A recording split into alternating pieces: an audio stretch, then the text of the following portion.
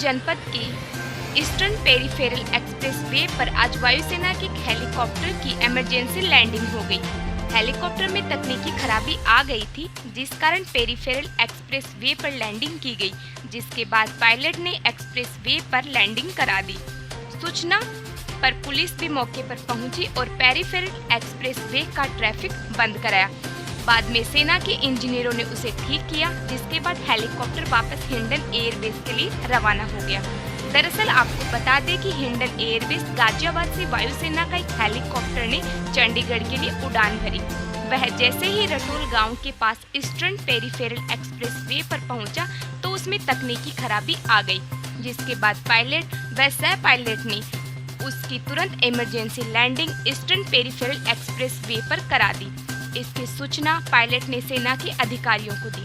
साथ ही सूचना मिलते ही पुलिस भी मौके पर पहुंची और एक्सप्रेस पर एक तरफ का ट्रैफिक बंद करवाया।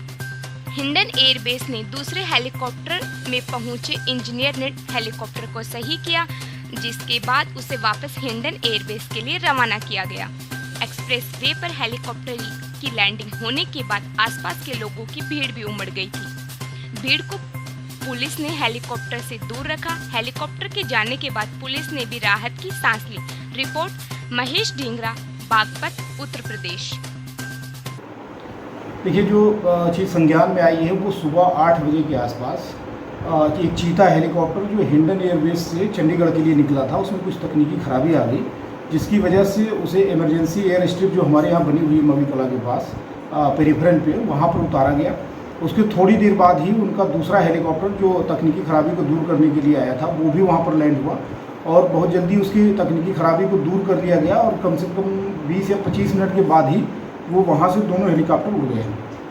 जैसे ही जानकारी मिली, वहाँ के थानाध्यक्ष, चांदीनगर के थानाध्यक्ष इंस्पेक्टर, 2 BRB की गाड़ियाँ और जो वहाँ चौकी इंचार्ज हैं वो लोग तुरंत मौके पे पहुँच गए थे। लेकिन जैसे ही ये संज्ञान में आया, बातचीत हुई चांदीनगर एयरबेस से भी, तो उसके आधार पर वहाँ पर फिर रह करके लोगों ने असिस्ट किया और बिना किसी समस्या के, बिना किसी तकनीकी समस्या के फिर से उनका टेक ऑफ हुआ। इसमें कोई किस तरह की हानि हुई? नहीं, ऐसा कुछ नहीं है, ये मामूली तकनीकी खराबी थी। और जो चीता हेलीकॉप्टर बताया जा रहा है उसमें 2 लोग ही थे, पायलट थे और को पायलट थे, तो ऐसी कोई दिक्कत नहीं आई है। तो हल्की तकनीकी खराबी थी जिसको सही कर लिया गया और वो समय से टेक ऑफ हो गया।